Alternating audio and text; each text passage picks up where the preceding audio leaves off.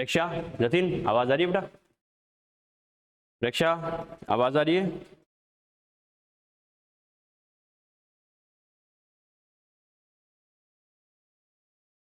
चलो बेटा ठीक है, स्टार्ट है रिकॉर्डिंग साउंड सा। चलो बेटा कैसे हो? बढ़िया। अपना जो लास्ट लेक्चर हुआ था बेटा उसमें अपन बात करें different types of structures of ionic compounds. ठीक है, जो आयनिक कंपाउंड्स होते हैं उनकी अलग अलग टाइप की स्ट्रक्चर्स कौन कौन सी होती है। तो मैंने क्या कहा था बच्चों, देखो साइड में शॉर्ट एंड स्वीट में हमने कई सारे पॉइंट्स लिखे थे, तो वो ध्यान रखना, अपने आप में एक एक क्वेश्चन है बच्चों वो। ओके ठीक है, सबसे पहले जैसे अपने लिखा था NaCl type structure, rock salt type structure. Second अपने लिखा था CHCl type structure. Third number पे अपने लिखा था ZnS टाइप स्ट्रक्चर। नंबर 4 अपने डिस्कस किया था CaF2 type structure.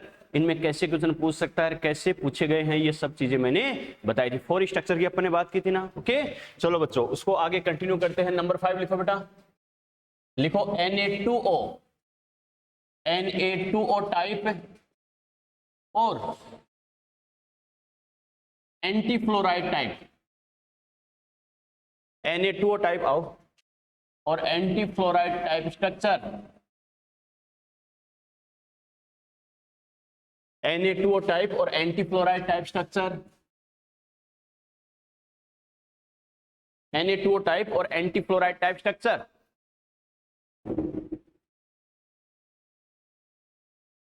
Na2O type और एंटी फ्लोराइड टाइप स्ट्रक्चर। फटाफट कॉपी निकालो बेटा।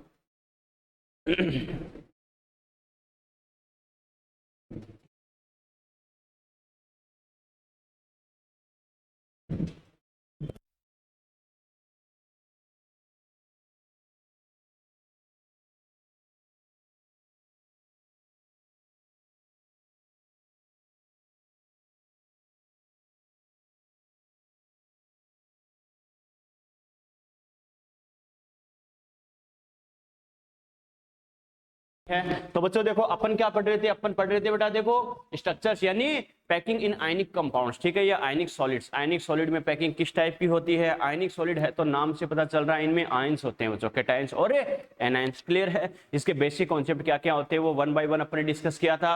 और अगर बात करें तो इसमें अलग अलग टाइप के स्ट्रक्चर्स अपन डिस्कस कर रहे थे। जैसे सबसे पहले अपने पढ़ा NaCl टाइप स्ट्रक्चर, नाम सुना होगा आपने। ओके फिर सेकंड नंबर पे अपने पढ़ा CHCl type structure. Third number पे अपने पढ़ा ZnS टाइप स्ट्रक्चर। नंबर 4 पे पढ़ा था CaF2 या फ्लोराइड टाइप स्ट्रक्चर। क्लियर है? नंबर 5 स्ट्रक्चर डिस्कस करें जो लास्ट लेक्चर में 4 तक तो अपने डिस्कस किया था।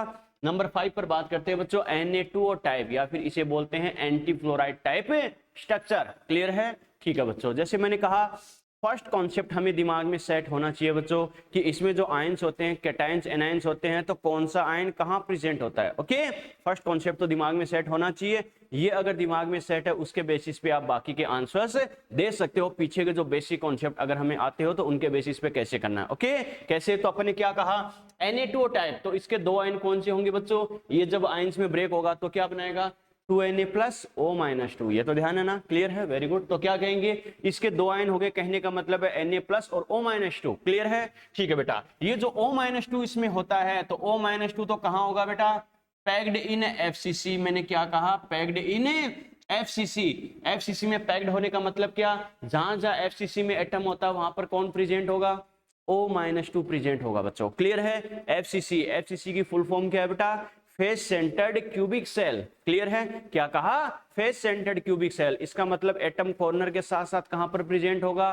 फेस के सेंटर पर भी प्रेजेंट होगा। क्या कहा? कॉर्नर के साथ साथ कहां पर होगा? फेस के सेंटर पर भी प्रेजेंट होता है। क्लियर है बेटा? ओके ठीक है बच्चों, तो इसमें क्या कहेंगे O-2 तो कहां होता है? Packed in FCC। और ये जो Na प्लस होता है दूसरा आयन होता है, ये कहां होता है बेटा?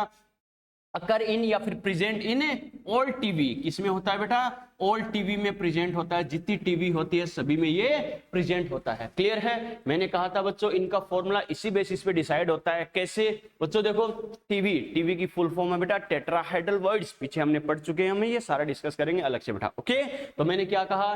टीवी का मतलब क्या है?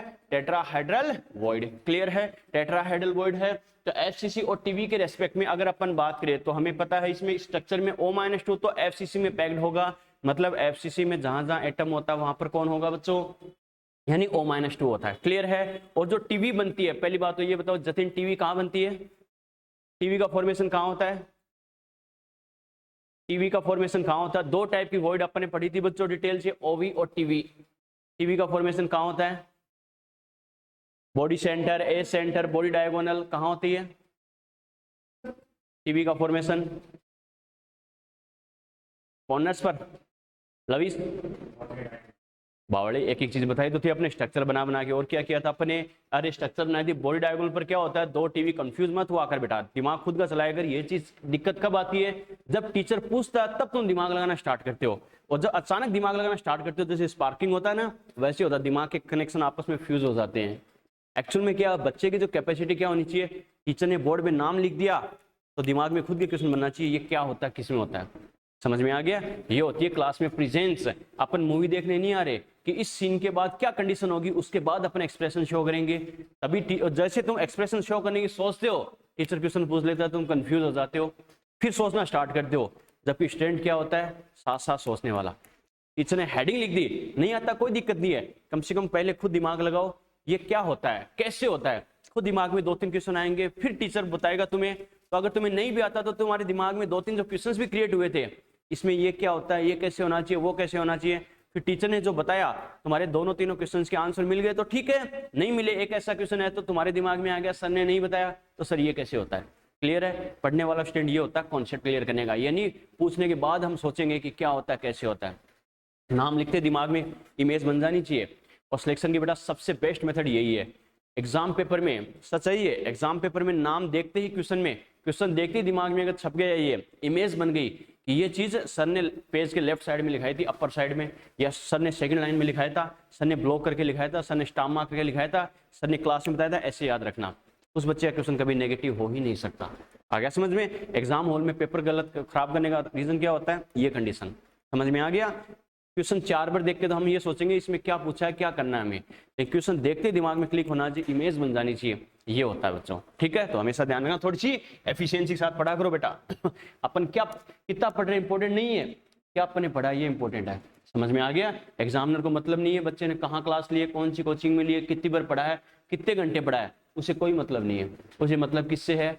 आंसर सही होने से। क्लियर है? चाहे आप जय माता दी करके आंसर सही दे दो, या फिर चाहे 2 पेज का सॉल्यूशन करके दे दो, उससे कोई मतलब नहीं है। और आंसर सही कब होगा? जब कॉन्सेप्ट सही होगा। कॉन्सेप्ट सही कब होगा? जब आप अच्छे से उस बात को कैच करोगे। क्लियर है? तो हमेशा ध्यान रखो, तुझे पहले बेटा 1-2 बार बोल चुका हूँ, ठीक है? पिछले साल तो तुझे माफ किया था, अब अगली बार इस बार मुर्गा बना बना के तोड़ूंगा, ठीक है? और अंडा भी देना पड़ेगा, ध्यान रखना, ठीक है? चलो बेटा अच्छे से पढ़ा करो बेटा, तुम्हारा ही फायदा है, ठीक है ना? क्योंकि पढ़ने का ये टाइम है बच्चों।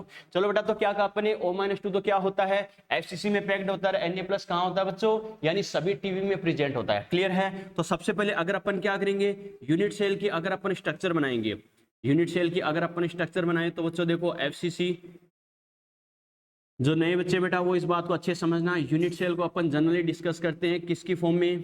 क्यूब की फॉर्म में। क्लियर? क्यूब समझते हो ना, जिसके 8 कॉर्नर्स होते हैं बेटा। जैसे मान लो ये बॉक्स आपके लिए इसलिए रखा है समझाने के लिए, पूरी सॉलिड स्टेट को मैंने डिटेल से समझाया है 1 by 1। ओके, ये क्या बेटा, इसको अपन क्यूब की फॉर्म में कंसिडर करते हैं, जिसके 8 कॉर्नर्स है, 1 2 3 4 5 6 7 8। क्लियर है? और सभी एज लेंथ क्या होगी? इक्वल होगी। बच्चा कहेगा सर इसमें कहाँ इक्वल है नहीं, लेकिन अपन मान के हैं क्यूब में सभी क्या होती है? इक्वल होती है। जैसे ये वाली ए हो गई, ये वाली बी, ये वाली सी, तो तीनों एक्सिस क्या होगी? इक्वल होगी। क्लियर है? और इस क्यूब को जानबूझ के अपन क्या करते हैं, थोड़ा क्रॉस में रखते हैं। अगर ऐसे रखेंगे तो सामने वाला सिर्फ ये फेस दिखाई देगा, लेकिन अपन जानबूझ के क्या करेंगे, सेल्फी मोड पे रखते हैं, थोड़ा क्रॉस में रखते हैं बेटा, ताकि अपन को ये वाला फेस, साइड वाला और ऊपर वाला तीनों दिखाई दे। समझ में आ गया? इस टाइप से हमने इस क्यूब को ऐसे रखा है बच्चों। इससे कंपेयर कर सकते हो, ये वाला क्या हो गया, ये वाला फेस ये रहा, ये वाला फेस ये रहा, और ये वाला फेस ये रहा। समझ में आ गया? क्लियर है? चलो बच्चों, अब बात करें बेटा तो क्या कहेंगे, एफसीसी में जहां जहां एटम होता है, और बच्चों देखो नए बच्चे खासकर समझना, ये वाले जो पार्ट होते हैं बेटा, इनको बोला जाता है कॉर्नर। तो 1 2 3 4 5 6 7 8 ये कॉर्नर हो गए बेटा। क्लियर है? ये वाला जो पार्ट होता है इनको बोला जाता है बेटा एज। ठीक है? तो ये 12 एज होते हैं बेटा, 4 ये वाले, 2 ये, टोटल कितने हो गए? 12। क्लियर है? ये जो साइड की जो वॉल होती है, आप मान सकते हो कवरिंग होती है बेटा, उसे बोला जाता है फेस। जैसे upper side, lower side, right side, left side, front side, back side. Clear है?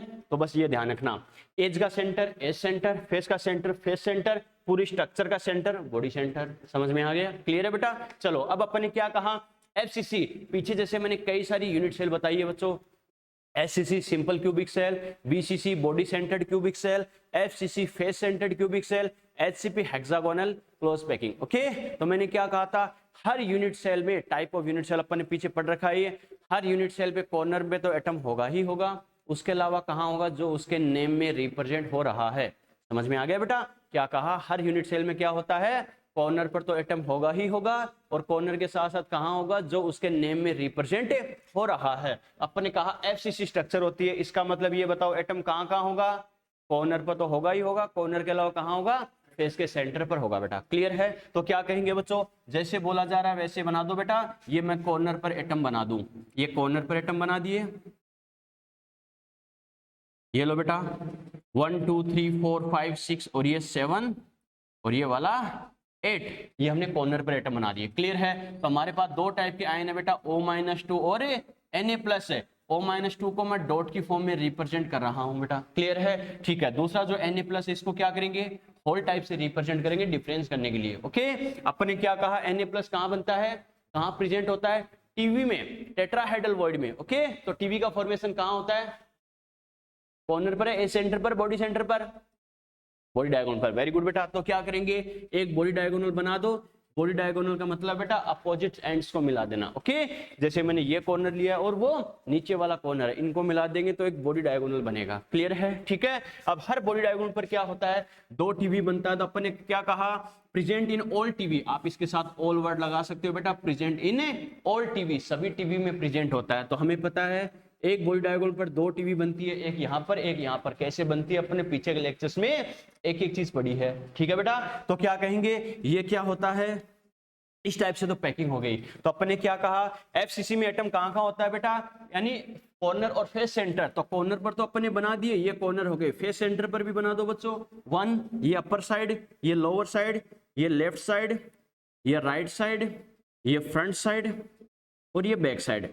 समझ में आ गया, इस टाइप से 6 फेस सेंटर हो गए। और हमें पता है Na+ कहाँ होता है बेटा, टीवी में। तो टीवी बनती है बॉडी डायगोनल पर, तो एक बॉडी डायगोनल पर दो टीवी का फॉर्मेशन हमने कर दिया है। क्लियर है बेटा, ओके। चलो बच्चों, तो ये तो अपने पास क्या आ गया, यानी इसकी बेसिक ज्योमेट्री आ गई। क्लियर है, अब जो मैंने कहा एग्जाम में क्वेश्चन बनते हैं 1 by 1 बेटा, 1 by 1। अगर अपन बात करें इसमें ज्योमेट्री कैसे होती है, लवीस ज्योमेट्री कैसे बोलेंगे, FCC टाइप की पैकिंग होती है बेटा, ये इसकी ज्योमेट्री हो गई। क्लियर है। सेकंड क्वेश्चन क्या बनेगा बच्चों, वॉइड का। जतिन क्या बोलेंगे, वॉइड कौन सी होती है, वॉइड कौन सी होती है, वॉइड कौन सी होती है,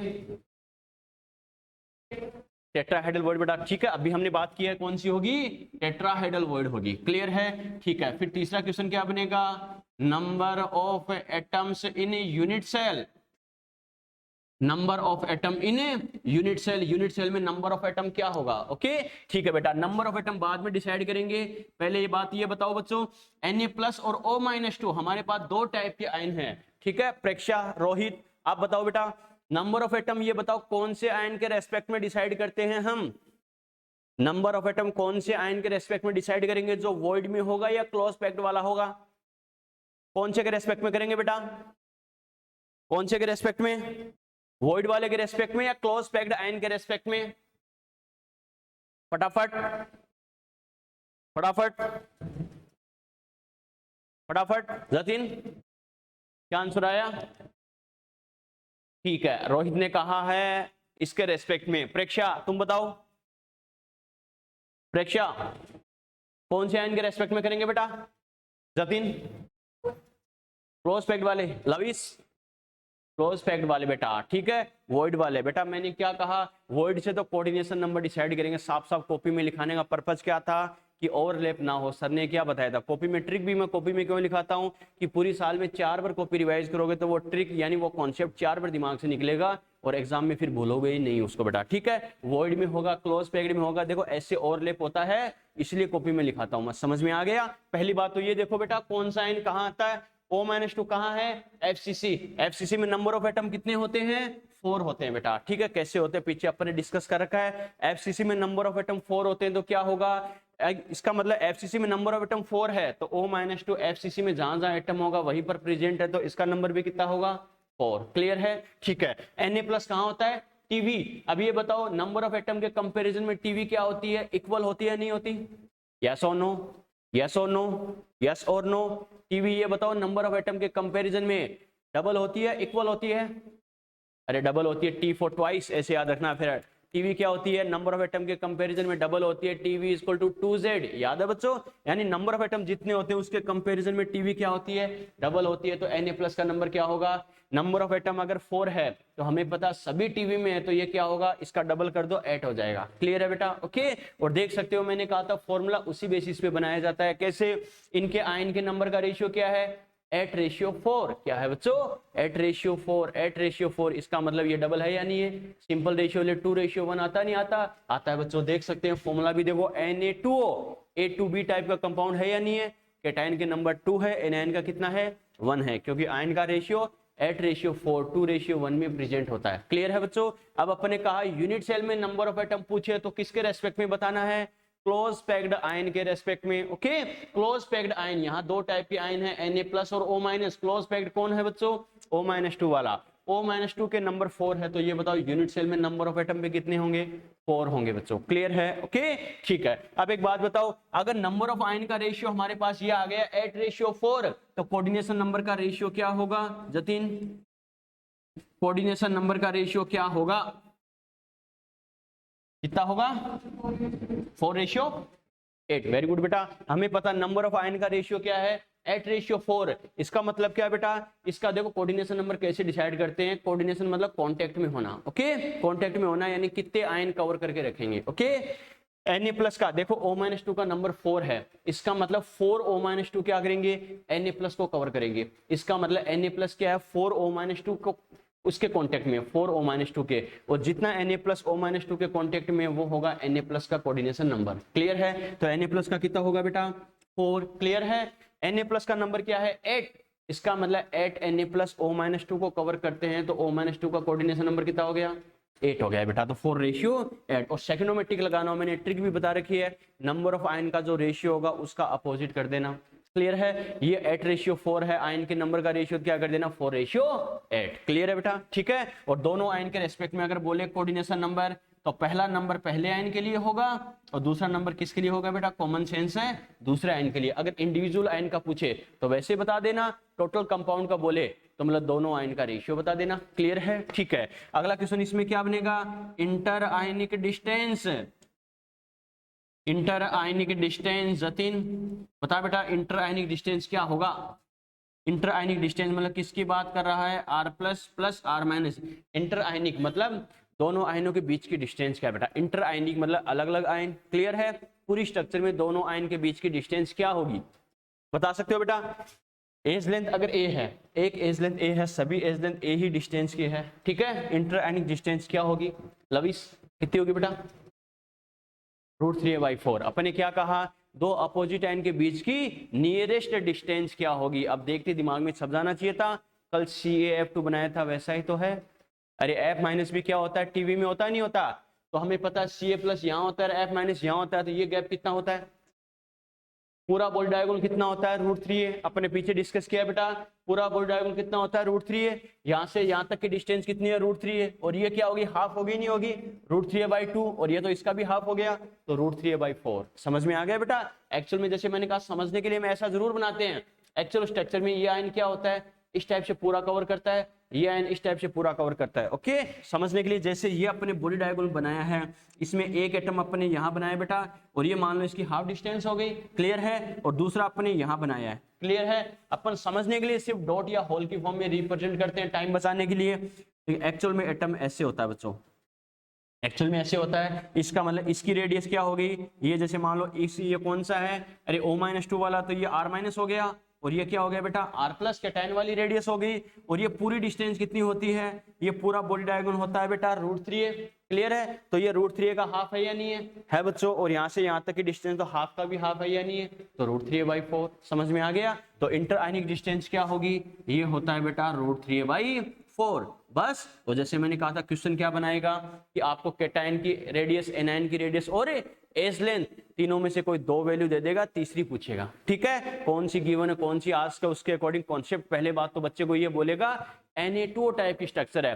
तो अगर तीनों का डिस्कशन करेगा, ये कुछ क्वेश्चन को मैंने कहा था क्वेश्चन पकड़ने की टेक्निक्स होती है बेटा कि आप 10 मिनट तक लेके बैठे ना रहो कि मैं क्या अप्लाई करूं।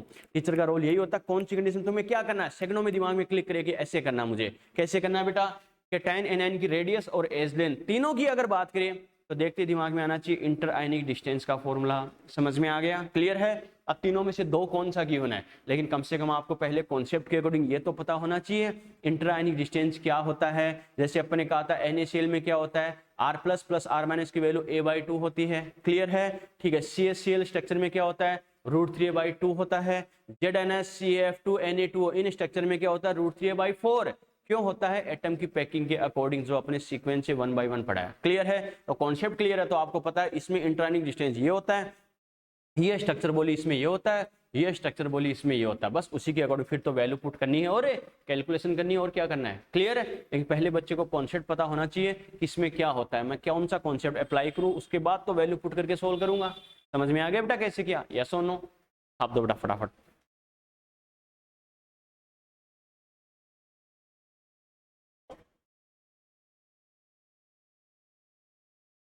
कोई भी डाउट हो पूछ सकते हो, जतिन, लविश, प्रेक्षा, रोहित, कोई भी डाउट है से पूछ सकते हो। संकेत थोड़ा बहुत समझ में आया बेटा जो बताया, संकेत तो समझ में आया बेटा।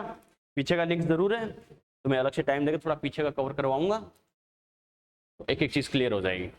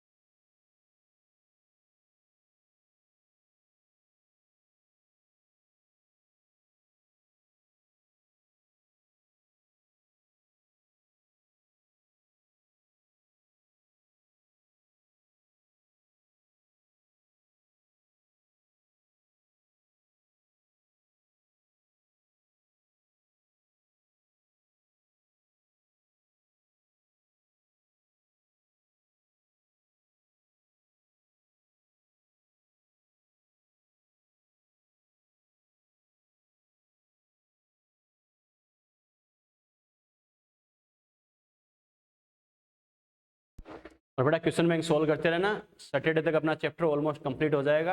और जैसे मैंने कहा भी था, चैप्टर कंप्लीट होते ही हाथों हाथ बेटा क्वेश्चन बैंक डिस्कस करेंगे, कौन सा क्वेश्चन कैसे हुआ, एक एक कॉन्सेप्ट रिवाइज करवा दूंगा। तुम भी बेटा जाते हुए क्वेश्चन बैंक लेके जाना नीचे ऑफिस से सॉलिड का, ठीक है। पीछे के लेक्चर्स देख के क्वेश्चन बैंक सोल्व करना स्टार्ट कर देना, 4-5 दिन में पूरा चैप्टर कवर हो जाएगा। और क्लास का तुम्हें एक्स्ट्रा टाइम भी दे दूंगा, कोई दिक्कत नहीं, बच्चों की कॉपी जरूर करवा लेना बस आज।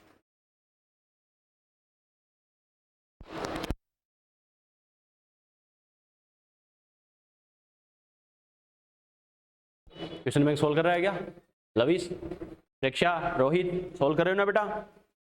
मैंने कहा था 3-4 दिन पहले आपको फिर से अलर्ट कर दूंगा, मैंने पहले भी बोला था तो सैटरडे तक अपना चैप्टर ऑलमोस्ट, आज वेडनेसडे है ना, Thursday Friday Saturday almost Saturday तक कंप्लीट हो जाएगा। ठीक है, तो जिस दिन खत्म हुआ उसी दिन क्वेश्चन बैंक डिस्कस करेंगे हाथों हाथ, ताकि जो पीछे 2 वीक में अपन ने क्या पढ़ा है कम से कम दिमाग में ये तो आए कि हाँ ये कॉन्सेप्ट ऐसे होता है, ये कहाँ कहाँ गलती करवा सकता है। और इसमें कुछ बेटा थ्योरेटिकल क्वेश्चन मिलेंगे, फेरोमैग्नेटिक, फेरी मैग्नेटिक, ऐसे क्वेश्चन मिलेंगे। वो क्वेश्चन चाहे तो छोड़ देना या पीछे आंसर देख के देख लेना बेटा, कोई दिक्कत नहीं है। क्यों? बिल्कुल एक्चुअल बेटा एनसीईआरटी में दे रखा है वो बोर्ड लेवल का होता है। ओके, बोर्ड लेवल का होता है, बोर्ड में जरूर बताया जाता है। फेरोमैग्नेटिक, फेरी मैग्नेटिक चक्कर में 4-5 लेक्चर दिए जाते हैं, लेकिन बोर्ड लेवल का नहीं। एक्चुअल में नीट और जेईई में क्या होता है टारगेट लेवल में बेटा, कि जो फिजिक्स में आपके चैप्टर आते हैं, जैसे इलेक्ट्रॉनिक्स आता है उसमें सारी इलेक्ट्रिक प्रॉपर्टी आती है, सेमीकंडक्टर वगैरह आते हैं। ठीक है, इलेक्ट्रिक प्रॉपर्टी वहां पढ़ाई जाती है। और अब मैग्नेटिक इफेक्ट ऑफ करंट आता है, ठीक है बेटा, एमआईसी आता है फिजिक्स में चैप्टर, उसमें मैग्नेटिक प्रॉपर्टी आती है सारी। तो मैग्नेटिक जो कंडीशंस होती है, प्रॉपर्टी होती है, वो सारी उसमें बताई जाती है। क्लियर है? तो सॉलिड की इलेक्ट्रिक एंड मैग्नेटिक प्रॉपर्टी अपने नीट और जेईई के लेवल पे अपने सिलेबस में नहीं है, वो बोर्ड के सिलेबस में है। बस इसलिए क्योंकि फिजिक्स में सेम टू सेम सारी चीजें आती है, फिजिक्स में और भी डिटेल से बता दिया जाता है, इस वजह से फिजिक्स के अकॉर्डिंग उसे होल्ड किया जाता है। तो या तो कुछ 2-4 क्वेश्चन ऐसे मिले तो पीछे आंसर देख के सीधा आंसर देख लेना, इसका एग्जांपल कौन सा, सीधा एग्जांपल पे टिक लगाने वाला आएगा। और जब फिजिक्स में आप पढ़ोगे तो आपको एक एक डिटेल पता चल जाएगी कैसे होगा, क्योंकि वहां पर फिर से आपको इसमें 5-6 लेक्चर खराब करने हैं, तो डबल टाइम वेस्ट करके कोई मतलब नहीं है। अपने नीट और जेईई लेवल पे जितना जरूरी है सॉलिड में, वो हर चीज अपने डिस्कस की है। तो ऐसे कोई फेरोमैग्नेटिक, फेरी मैग्नेटिक ऐसे 2-3 क्वेश्चन मिले तो टिक लगाने वाले देख लेना कि कौन सा एग्जाम्पल किसका है, कोई खास बात नहीं है। ओके, ये जरूर ध्यान रखना।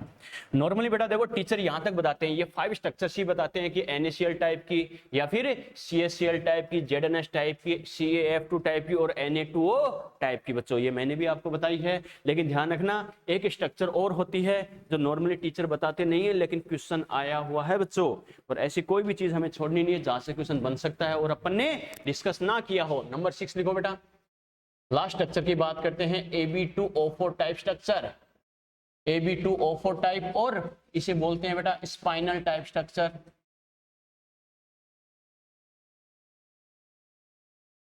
स्पाइनल टाइप स्ट्रक्चर, Ab2O4 और स्पाइनल टाइप स्ट्रक्चर।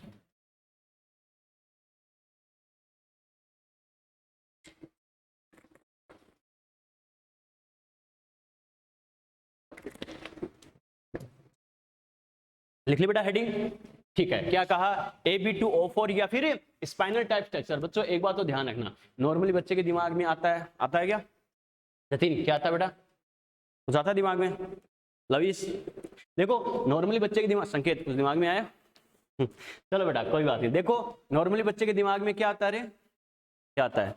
चलो एक्चुअल में नॉर्मली बच्चा क्या सोचता है, देखो बेटा कि सर हमने जो अभी तक जो स्ट्रक्चर पढ़ी है, NaCl टाइप की, ZnS टाइप की, CaCl टाइप की, CaF2 टाइप की, Na2O टाइप की, सर ये तो रियल कंपाउंड्स होते हैं जो हमने सिलेबस में कई बार देखे हैं। ओके, तो ये तो रियल कंपाउंड्स होते हैं, कोई दिक्कत नहीं है। NaCl भी हमने देखा है, Na2O भी देखा, CaF2 भी देखा, CaCl भी देखा, ZnS भी देखा है। क्लियर है? लेकिन सर ये कौन सा कंपाउंड लॉन्च हो गया, Ab2O4। सर बी तो बच्चा सोचता है कि जैसे ABCD से मैच करता है कि बी तो बोरोन में आता है। क्लियर है, बी तो बोरोन में आता है, लेकिन ए कौन सा आ गया? एक्चुअल में ये कोई रियल कंपाउंड नहीं है बेटा। एक्चुअल में क्या होता है, ये किसी कंपाउंड का सिंबल होता है। सिंबल का मतलब क्या है, इस स्ट्रक्चर में खास बात क्या है, अभी तक हम जो भी स्ट्रक्चर पढ़ रहे थे उनमें खास बात क्या थी, एक कैटायन था, एक ही टाइप का एनायन था। यस और नो? NaCl में क्या था, Na+ और Cl-, एक टाइप का कैटायन है, एक टाइप का एनायन है। CaCl में क्या था, CS+ Cl-। ZnS में क्या था बेटा, Zn+2 S-2। CF2 में क्या था, Ca+2 F-। Na2O में क्या था, Na+ और O-2।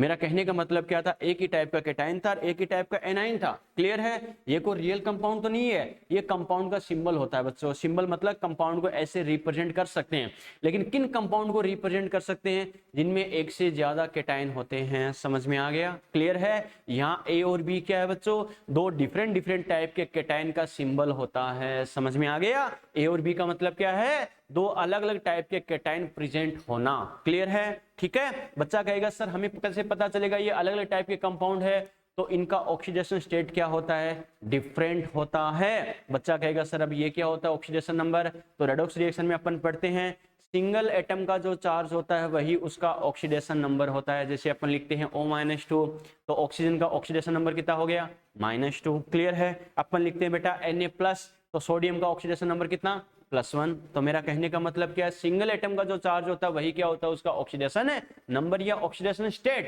क्लियर। तो इस स्ट्रक्चर के बारे में सबसे खास बात क्या बोलेंगे, in this type structure two types cations are present which have different oxidation state. समझ में आ गया। इस टाइप की स्ट्रक्चर में क्या होता है बच्चों, दो डिफरेंट टाइप के केटाइन प्रेजेंट होते हैं जिनकी ऑक्सीडेशन स्टेट क्या होती है, डिफरेंट होती है। समझ में आ गया, क्लियर है बेटा। ओके चलो बच्चों बात करते हैं वन बाय वन कैसे होता है। अब बच्चा कहेगा सर दो टाइप के ऑक्सीडेशन स्टेट कैसे, तो मैंने क्या कहा, नो डाउट ऑक्सीजन पे तो O-2 होता है, लेकिन इसमें केटाइन दो टाइप के होते हैं। कौन से, ए और बी दोनों क्या कर रहे हैं, केटाइन को रिप्रेजेंट कर रहे हैं। और मैंने क्या कहा, दोनों की ऑक्सीडेशन स्टेट क्या होती है, डिफरेंट होती है। कैसे होती है, जो ए वाला है बच्चों, ए की ऑक्सीडेशन स्टेट क्या होती है, +2, और जो बी वाला है उसकी ऑक्सीडेशन स्टेट कितनी होती है, +3 होती है। बेटा समझ में आया। मैं एग्जांपल भी लिख के बताऊंगा, उसके अकॉर्डिंग आप श्योर करोगे कि हाँ सर ये +2 में, ये +3 में। बस ये ध्यान रखना, पहले वाला जो कंपाउंड होगा उसकी ऑक्सीडेशन स्टेट +2 होगी बच्चों, उसका चार्ज +2 होगा।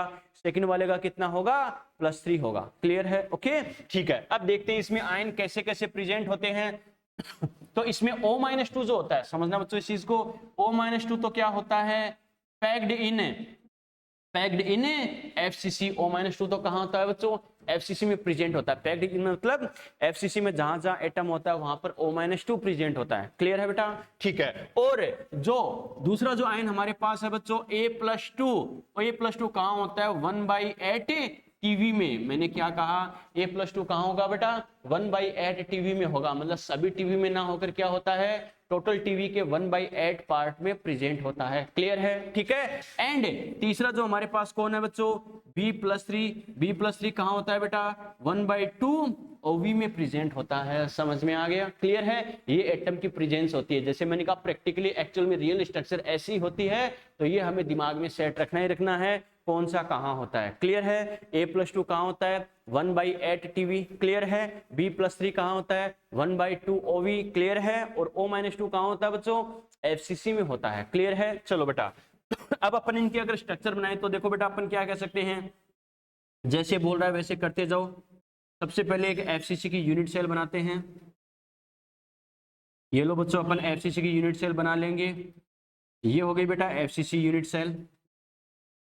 चलो अब हमें पता है, देखो तीन टाइप के हमारे पास आयन है बच्चों, कौन कौन से, एक तो है O-2, एक है बेटा A+2, तीसरा है B+3। क्लियर है, ठीक है। हमें पता है बच्चों O-2 है, तीन टाइप के आयन है O-2, तो इसको मैं डॉट से, दूसरे को मैं होल से, और तीसरे को मैं क्रॉस से रिप्रेजेंट कर रहा हूं, ताकि डिफरेंस समझ सको, डिस्टर्बेंस एंड कंफ्यूज ना हो कि कौन सा कहां पर A कौन सा, B कौन सा, C कौन सा। जहां डॉट में है वहां पर समझ जाना O-2 है, जहां होल से रिप्रेजेंट किया समझ जाना A+2 है, क्रॉस से रिप्रेजेंट किया समझ जाना B+3 की बात कर रहे हैं। क्लियर है। अब जैसे बोल रहा है वैसे करते जाओ। O-2 कहां है बेटा, FCC में एटम कहां कहां होता है, कॉर्नर और फेस सेंटर। क्लियर है। सभी कॉर्नर पर बना दो, जैसे एक बना दिया, 1 2 3 संकेत, और बाकी बच्चे भी जहां डाउट हो बेटा पूछ सकते हो, वहीं रोक देना कि सर ये कैसे हुआ। बात समझ में आ गई, क्लियर है। 6, ये 5, और ये 5 6 7 8 हो गए बेटा। समझ में आ गया। 1 2 3 4 5 6 7 8 कॉर्नर पर हमने एटम बना दिए। किसको बना दिया, O-2 को बना दिया। क्लियर है। अब हमें पता है कॉर्नर के अलावा कहां होंगे, फेस के सेंटर पर। तो फेस के सेंटर पर भी बना दो बेटा, upper side, lower side, right side, left side, ये फ्रंट साइड का, और ये बैक साइड का। फ्रंट साइड समझ रहे हो, ऐसे अगर क्यूब होता है तो ये फ्रंट साइड हो गया बेटा, और ये इसका बैक साइड हो गया। क्लियर है, ठीक है। अब देखो बच्चों A+2 कहां होता है बच्चों, A+2 होता है टीवी में, और टीवी का फॉर्मेशन कहां होता है जतिन, वेरी गुड बेटा, बॉडी डायगोनल पर होता है। तो बेटा देखो बॉडी डायगोनल बना लो। ये लो बच्चों, आप भी क्या याद रखोगे, ये बॉडी डायगोनल बना लिया बेटा। इस पर मैंने क्या किया, A+2 को रिप्रेजेंट कर दिया। क्लियर है, ठीक है। ये बच्चों जैसे ये अपन ने क्या बनाए हैं, ये तो O-2 हो गया, और ये क्या आपका, ये आपका A+2 है। क्लियर है, ठीक है। B+3 कहां है बच्चों, OV में प्रेजेंट होता है। जतिन OV कहां बनती है बेटा, OV कहां बनती है, ए सेंटर पर, पक्का। प्रेक्षा, रोहित कहां बनती है OV, कोई बात नहीं, कॉन्फिडेंट रहो बेटा, कोई बात नहीं। टीचर के एक्सप्रेशन पे कभी मत जाओ, टीचर आपको प्यार से बोल रहा है या जानबूझ के चिल्ला के बोल रहा है, कहां बनती है OV, बस आपको कॉन्फिडेंस चेक करने के लिए। प्रेक्षा, रोहित, OV कहां बनती है, ये एक एक चीजें बेटा दिमाग में सेट होनी चाहिए। अभी चैप्टर पढ़ रहे हैं, अभी दिमाग में नहीं होगा तो वही बात है, जब 10 दिन बाद पेपर सोल्व करेंगे तो कैसे होगा। लविश कहाँ बनती है? बात समझ में आई? ऐसे कंप्यूटर क्लिक होना चाहिए बेटा, क्वेश्चन बोलते ही झट से आंसर आ गया, टाइप वही एंटर मारते हैं ना स्क्रीन पे आ जाता है, वो कंडीशन होनी चाहिए बेटा।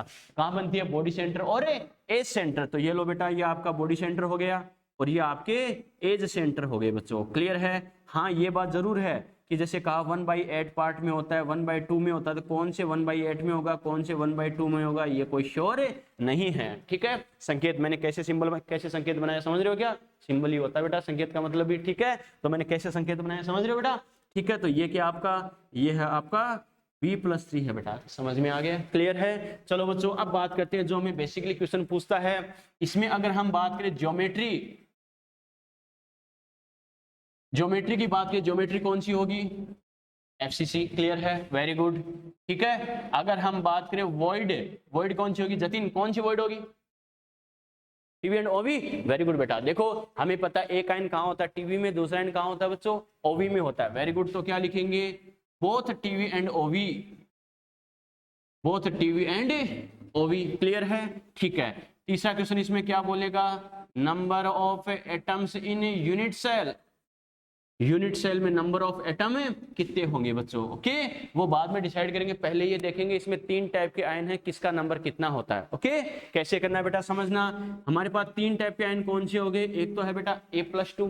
क्लियर है? ठीक है, दूसरा आयन हमारे पास कौन है बेटा? B+3। और तीसरा आयन कौन है? O-2। क्लियर है? ठीक है, ये बताओ लवी से सबसे पहले कौन से आयन को कंफर्म करेंगे ताकि उसके बेसिस पे अदर आयन का नंबर फिक्स कर सके हम? क्यों बेटा? शाबाश बेटा, क्योंकि हमें पता O-2 क्लोज पैकिंग में है, यानी एटम की जगह O-2 है। पैक्ड इन FCC, मतलब FCC में जहां जहां एटम होगा वहां पर क्या है?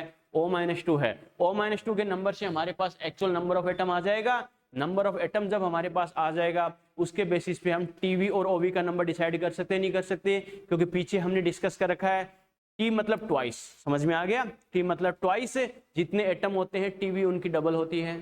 क्लियर है? और जितने एटम होते हैं ओवी क्या होता है? उनके इक्वल होता है। समझ में आ गया? क्लियर है बेटा? तो नंबर ऑफ एटम फिक्स हो जाएगा तो क्या होगा बच्चों? उसके अकॉर्डिंग टीवी और ओवी का नंबर अपने आप आ जाएगा। डबल करना है, इक्वल करना है, क्या करना है? क्लियर है? और नंबर ऑफ एटम कैसे डिसाइड करना है ये चीज भी मैंने बता रखी है, कैसे करना है? क्लोज पैक्ड वाले के अकॉर्डिंग। क्लियर है? क्लोज पैक्ड वाला कौन है बच्चों? O-2। O-2 कहां प्रेजेंट है? FCC में। FCC में नंबर ऑफ एटम कितने होते हैं? 4। तो O-2 का नंबर भी कितना हो गया? ये लो बच्चों 4 हो गया। क्लियर है? अब A+2 की बात करते हैं। A+2 कहां है बच्चों? टीवी में है। क्लियर है? नंबर ऑफ एटम अगर 4 है तो टोटल टीवी कितनी होगी?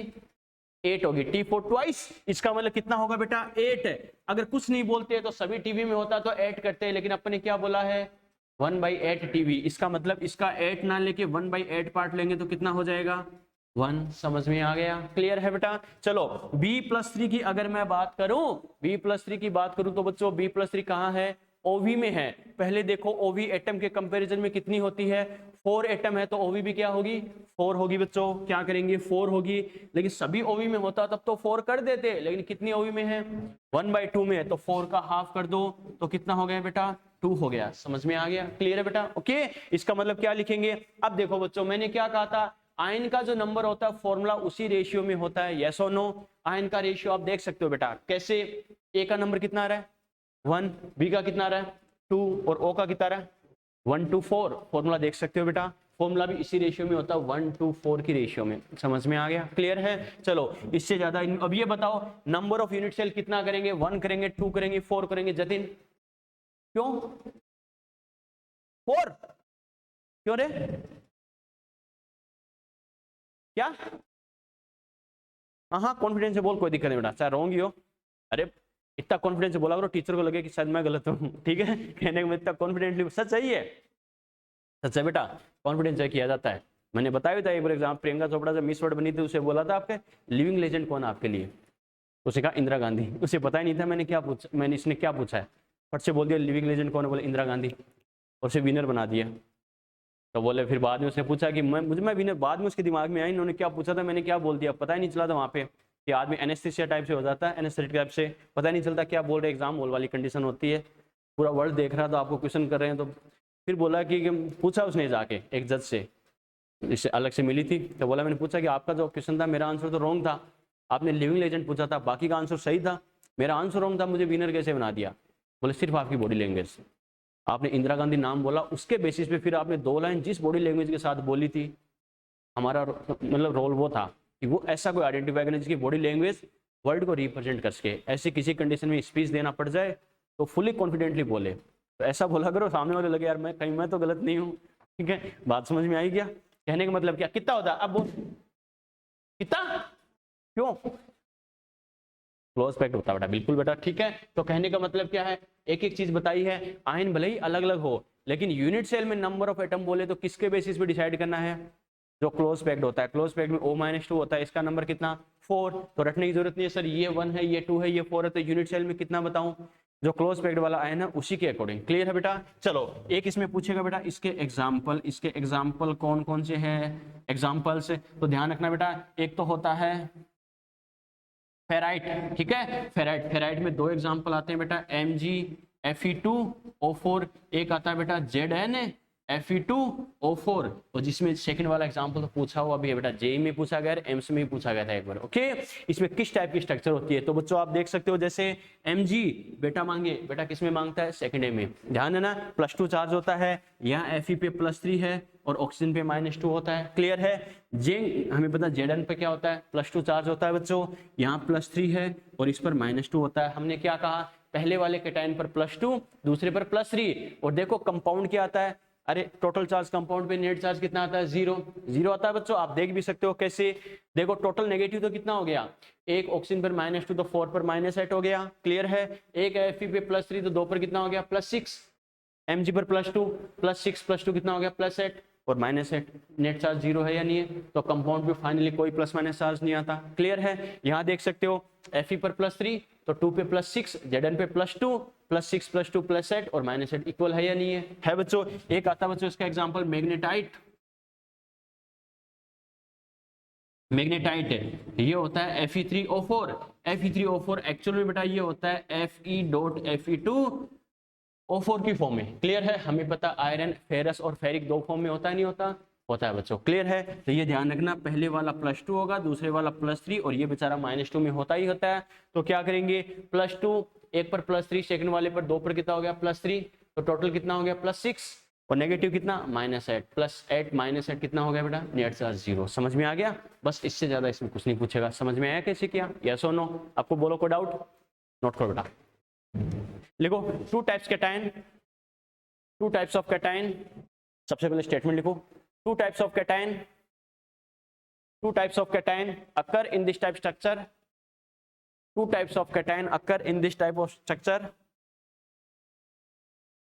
2 types of cation occur in this structure. ठीक है, which have different oxidation state,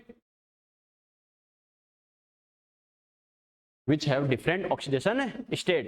इस स्ट्रक्चर में 2 टाइप के कैटायन होते हैं जिनकी ऑक्सीडेशन स्टेट क्या होती है? डिफरेंट होती है। which have different oxidation state। Okay, और कैसे होता है बेटा? इसी पॉइंट के नीचे लिख लो, A = +2, B = +3।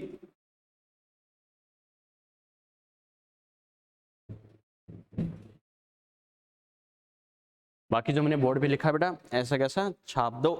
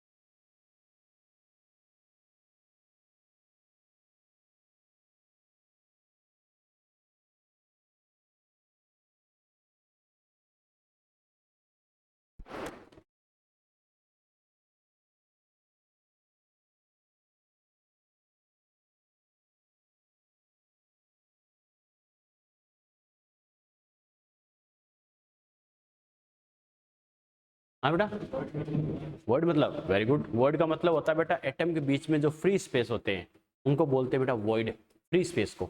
ठीक है, जैसे मान लो आप तीनों अगर एटम हो तो आपके बीच में जो फ्री स्पेस है बेंचेस का उसको अपन वॉइड मान सकते हैं। आप जैसे एटम हो गए तो तीनों के बीच का फ्री स्पेस है उसे बोलते हैं वॉइड। क्लियर है? जैसे अलग अलग अपने पैकिंग पड़ी है बेटा, उसमें मान लो कई सारे एटम्स एक दूसरे के कॉन्टेक्ट में हैं ऐसे, तो ये तो जैसे एटम्स हो गए, बीच का फ्री स्पेस है ये होता है वॉइड। क्लियर? अब इन वॉइड की शेप अलग अलग होती है बेटा, किसी की होती है टेट्राहेड्रल शेप तो टेट्राहेड्रल वॉइड, किसी की होती है ऑक्टाहेड्रल तो बोलते हैं ऑक्टाहेड्रल वॉइड, किसी की होती है क्यूब फॉर्म में तो क्यूबिकल वॉइड, एक होती है ट्राइगोनल टी शेप में तो बोलते हैं ट्राइगोनल वॉइड। पीछे अपने पढ़ा है सारा ये। ओके, चलो बेटा कर लिए। चलो, तो ये अपने बात की है अलग अलग टाइप के क्रिस्टल स्ट्रक्चर की। ओके, नोट लगाओ बेटा, इनके बारे में दो चार पॉइंट्स और बताता हूँ जो एग्जाम के पॉइंट ऑफ व्यू से हमारे लिए बहुत इंपॉर्टेंट है।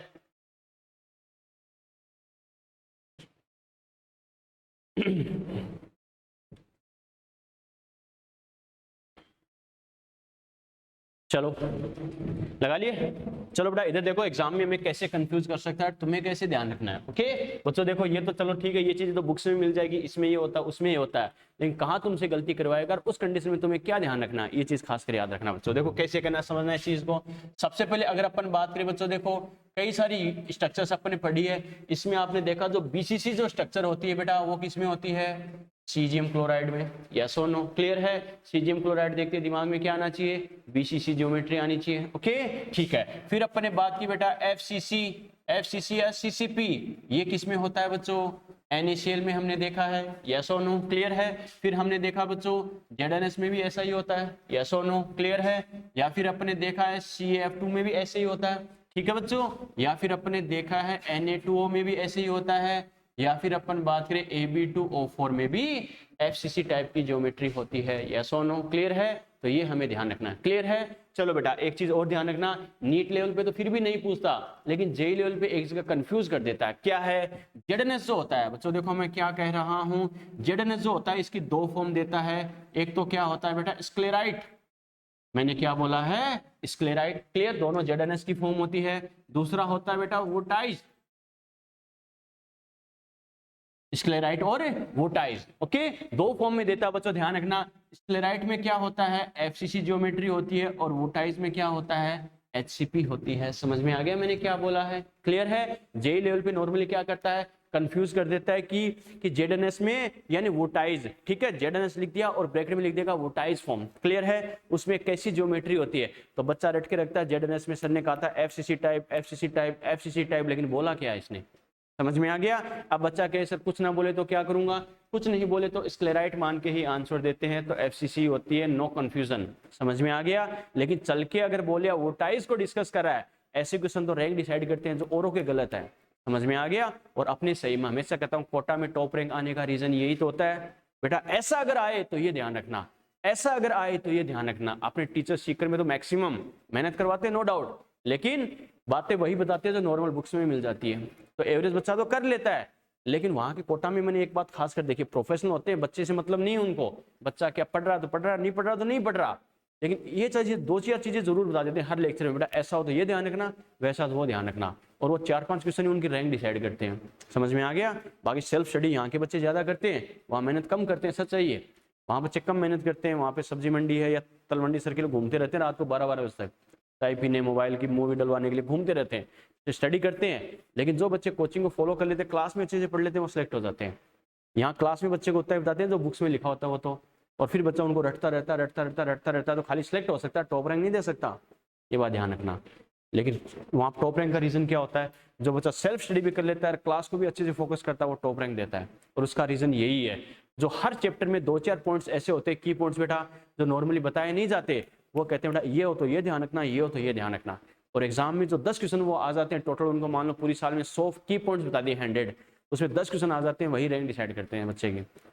सिंगल डिजिट रैंक का रीजन वही होता है, तो खास कर वो ध्यान रखना। हर बच्चे को पता है, वो तो हमें पता ही होना चाहिए, लेकिन वो चीज़ पता होनी चाहिए जो औरों को पता नहीं हो। समझ में आ गया? विनर वही तो होता है बेटा। समझ में आ गया? हमेशा ध्यान रखना। तो मैंने क्या कहा बच्चों, स्क्लेराइट और वोटाइज, कुछ नहीं बोले तो क्या मानना है, स्क्लेराइट मान के आंसर देना, लेकिन चल के बोला वोटाइज तो क्या होगा, HCP, ध्यान रखना। क्लियर है? चलो बेटा एक चीज और ध्यान रखना, नॉर्मली क्या करेगा बच्चों, नॉर्मली क्या करेगा, जैसे कई बार क्या करता है, जैसे NaCl, नो डाउट जैसे कई सारी स्ट्रक्चर्स आपने देखी है, NaCl type, ZnS type, CaF2, Na2 और Ab2O4, क्लियर है, इतनी स्ट्रक्चर्स हमने देखी है, सभी में ज्योमेट्री कौन सी होती है, FCC होती है, यस और नो, ठीक है। तो नॉर्मली क्या करेगा, बच्चे से क्या बोलेगा, इस टाइप की स्ट्रक्चर है तो बच्चे के दिमाग में देखते आ जाएगा FCC टाइप की ज्योमेट्री मुझे लेनी है, ठीक है। या फिर आपसे सिर्फ ये बोलेगा FCC structure NaCl type structure है, ठीक है, लेकिन कई बार खाली सिर्फ ये बोल दे FCC ज्योमेट्री है। अब बच्चा सोचे FCC में तो कई सारी स्ट्रक्चर्स होती है, कौन से के अकॉर्डिंग मैं आंसर दूं, NaCl type, ZnS type, CaF2 और Na2O टाइप, या फिर क्या करेंगे Ab2O4। तो क्या करोगे, जय माता दी करके करोगे क्या, वो मुंह में होता है जय माता दी, कौन से हाथ टिकता है वैसे ही।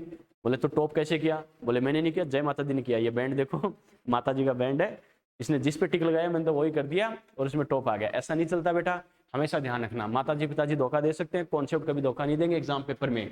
अगर कुछ नहीं बोले FCC ज्योमेट्री बोल रहा है तो आपको कौन सी स्ट्रक्चर मान के देना है, NaCl टाइप की, दिमाग में सेट कर लेना इस बात को, समझ में आ गया। तो मैं स्टेटमेंट बोल रहा हूँ, सुनना इस बात को, इफ देयर आर नो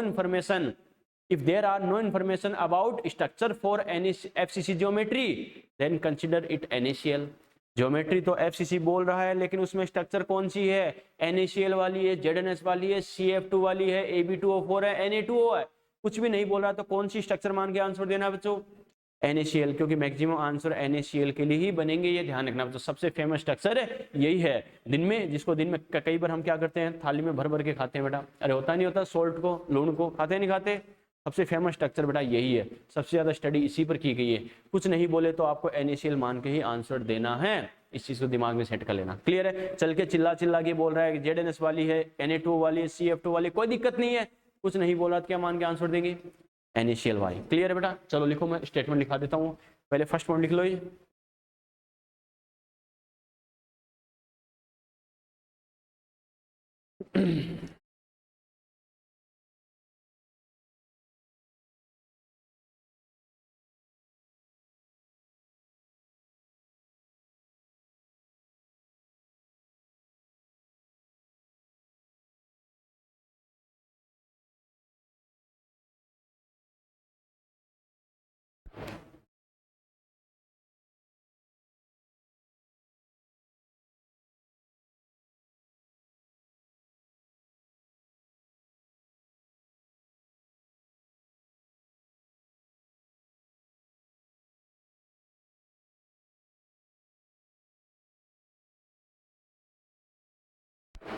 चलिए बेटा, चलो सेकंड नंबर लगा के स्टेटमेंट लिखो, लिखो if there are no information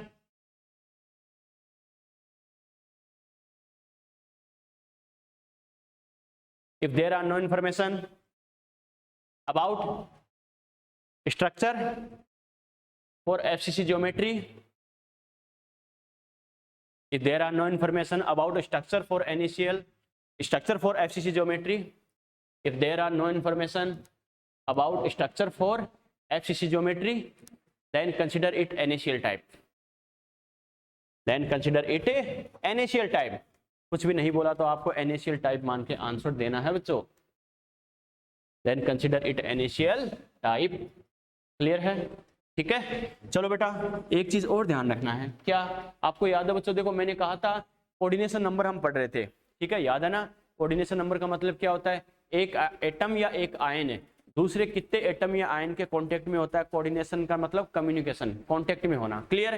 कोई एटम या कोई आयन दूसरे आसपास के कितने एटम या आयन के कांटेक्ट में, वही तो उसका क्या होता है, कोऑर्डिनेशन नंबर, क्लियर है बच्चों। देखो जो मैं क्वेश्चन बोल रहा हूँ, जो स्टेटमेंट बोल रहा हूँ, उसके बेसिस पे जेईई में क्वेश्चन पूछ चुका है, क्लियर है। लेकिन बच्चा सोचता वहां दिमाग लगा के बैठ जाए कि मैं कैसे करूं, क्या करूं, इसमें कौन सा फॉर्मूला लगाऊं, फॉर्मूला नहीं लगाना था, ये लगाना था, ओके। कैसे करना बच्चों, देखो इसका लिंक कहां से कहां तक बेटा समझना इस चीज को।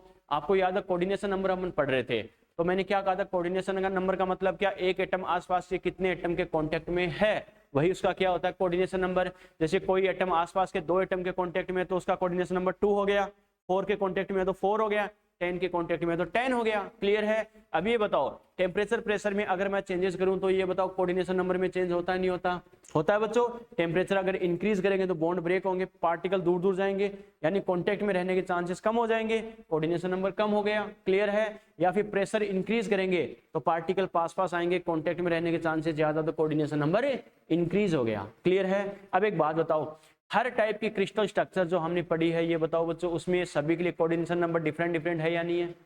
कोऑर्डिनेशन नंबर डिफरेंट डिफरेंट है या नहीं है? है बच्चों, ठीक है। तो पहली बात तो अपन क्या कहेंगे, मैंने क्या कहा, टेम्परेचर प्रेशर में चेंज करने से कोऑर्डिनेशन नंबर में चेंज होता है। क्लियर है बच्चों? ठीक है। कैसे? अगर मैं टेम्परेचर को इंक्रीज करूंगा और प्रेशर को डिक्रीज करूंगा, ये एरो का सिंबल संकेत समझ रहे हो, संकेत, ठीक है। मेरा कहने का मतलब क्या है, टेम्परेचर इंक्रीज करे प्रेशर डिक्रीज करे, मतलब ये बताओ, रटने की जरूरत नहीं है किस कंडीशन में कोऑर्डिनेशन नंबर इंक्रीज किस में डिक्रीज, एक ही चीज दिमाग में रखनी है, जो कंडीशन है वो पार्टिकल के पास आने के लिए हेल्पफुल है या दूर जाने के लिए, काम खत्म। क्लियर है? ये जो कंडीशन हमने बोली है, पार्टिकल के पास आने के लिए हेल्पफुल है या दूर जाने के लिए? दूर जाने के लिए। हमें पता टेम्परेचर डिक्रीज होगा या इंक्रीज, इंक्रीज बोला है, इंक्रीज होगा मतलब बॉन्ड ब्रेक होंगे, इजीली दूर जा सकते हैं। प्रेशर भी डिक्रीज है तो कोई पास आने के लिए कोई हेल्प कर रहा है क्या? नो बच्चों। कंडीशन क्या है, दूर जाने के लिए, दूर जाने के लिए तो कांटेक्ट कम होगा तो कोऑर्डिनेशन नंबर अपने आप कम हो गया, काम खत्म। क्लियर है बच्चों? ठीक है। सेकंड कंडीशन में क्या बोल रहा हूं, टेम्परेचर डिक्रीज हो और प्रेशर इंक्रीज हो, तो दोनों कंडीशन किसके लिए हेल्पफुल है? हमें पता है कोऑर्डिनेशन नंबर इंक्रीज होने के लिए, पास आने के लिए, क्योंकि टेम्परेचर डिक्रीज हो रहा है, डिक्रीज हो रहा मतलब क्या होगा, अरे बॉन्ड फॉर्मेशन के चांसेस ज्यादा होंगे या नहीं होंगे? यस और नो? पार्टिकल की एनर्जी कम हो जाएगी बेटा, टेम्परेचर डिक्रीज है तो क्या होगा, एनर्जी कम होगी तो बॉन्ड फॉर्मेशन के चांसेस यानी कांटेक्ट में ज्यादा रहेंगे, और प्रेशर भी इंक्रीज कर रहे हो तो क्या होगा, पास आने के लिए हेल्पफुल है, पास आने के लिए हेल्पफुल है, यानी पहले के कंपैरिजन में ज्यादा एटम पास में आएंगे, कांटेक्ट में आएंगे, तो कोऑर्डिनेशन नंबर क्या होगा, इंक्रीज होगा। क्लियर है? इस कॉन्सेप्ट के बेसिस पे देखो बेटा, जेई में क्या पूछा गया था, ये एग्जांपल जो मैं लिख रहा हूं जेई में पूछा गया था बेटा। ओके, क्या था क्वेश्चन, क्या था कि NaCl टाइप स्ट्रक्चर है, ओके, NaCl टाइप स्ट्रक्चर है, उसको किस में कन्वर्ट करना है, CaCl में कन्वर्ट करने के लिए, NaCl स्ट्रक्चर को किस में कन्वर्ट करना है, CaCl स्ट्रक्चर में कन्वर्ट करना है, तो उसके लिए हेल्पफुल कंडीशन होगी high temperature high pressure, low temperature low pressure, high temperature low pressure, low temperature high pressure. कहने का मतलब है high low high low high low करके कंफ्यूज कर देगा बेटा, लेकिन कॉन्सेप्ट के अकॉर्डिंग सोचना है। ओके, यानी इस स्ट्रक्चर को इसमें कन्वर्ट करने के लिए टेम्परेचर प्रेशर की कंडीशन क्या होगी, सेम सेम से 4 ऑप्शन दे दिए। ओके, अब बच्चा सोचे कौन सा फॉर्मूला लगाऊं, लगाना ही नहीं है। ओके, एक ही चीज ध्यान होनी चाहिए, टेम्परेचर प्रेशर का रोल आ गया, सर ने कहा था टेम्परेचर प्रेशर की वजह से क्या होता है, कोऑर्डिनेशन नंबर में चेंज आता है, यस और नो आता है। फिर बच्चे को ध्यान होना चाहिए NaCl के लिए कोऑर्डिनेशन नंबर कौन सा होता है, 6:6, यस और नो। क्लियर है बच्चों? CaCl के लिए क्या होता है, 8:8, यस और नो। इसका मतलब अगर NaCl को CaCl में कन्वर्ट कर रहा है तो कोऑर्डिनेशन नंबर को इंक्रीज करना है या डिक्रीज करना है, इंक्रीज करना है। कोऑर्डिनेशन नंबर को इंक्रीज करने के लिए टेम्परेचर प्रेशर क्या होना चाहिए, लो टेम्परेचर हाई प्रेशर, काम खत्म। तो क्या करेंगे, लो टेम्परेचर और हाई प्रेशर, यस और नो। लेकिन एग्जाम में यही पूछा तो हमेशा यही पूछे, जरूरी नहीं है, अपोजिट भी देख सकते हो बेटा। अगर ये बोले सीजियम क्लोराइड को NaCl स्ट्रक्चर में कन्वर्ट करना है तो कंडीशन क्या होनी चाहिए, बस सीजियम, पहले सीजियम क्लोराइड में था मतलब कोऑर्डिनेशन नंबर था 8:8, अब किस में कन्वर्ट करना है, NaCl में, तो यानी 8 से 6 में हमें जाना है, तो कोऑर्डिनेशन नंबर क्या करना है, डिक्रीज करना है, डिक्रीज करना है बच्चों। दिए तक कोऑर्डिनेशन नंबर डिक्रीज करने के लिए क्या होना चाहिए, हाई टेम्परेचर लो प्रेशर, काम खत्म। तो क्या लिखेंगे, यानी टेम्परेचर हाई होना चाहिए, प्रेशर क्या होना चाहिए, लो होना चाहिए, काम खत्म। बस सीधा टिक लगाना था, समझ में आ गया। स्टेटमेंट लिखो पहले, लिखो लिखो, with change in temperature and pressure, statement लिखो पहले, with change in temperature and pressure, with change in temperature and pressure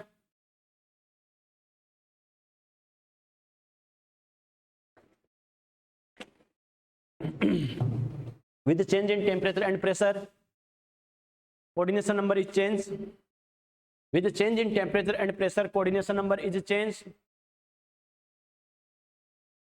so crystal structure also changed,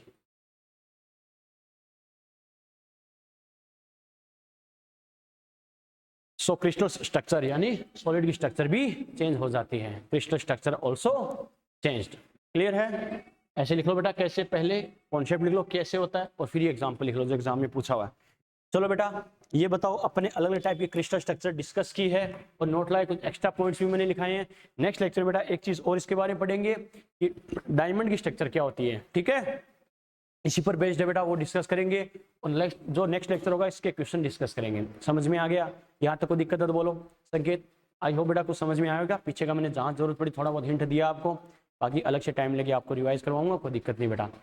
Lovish, Jatin, प्रेक्षा, रोहित, आज के लेक्चर में कोई दिक्कत है बोला, लेक्चर कंप्लीट करें, कोई दिक्कत बेटा? यहाँ तक बात समझ में आ गई, यस और नो? प्रेक्षा, रोहित,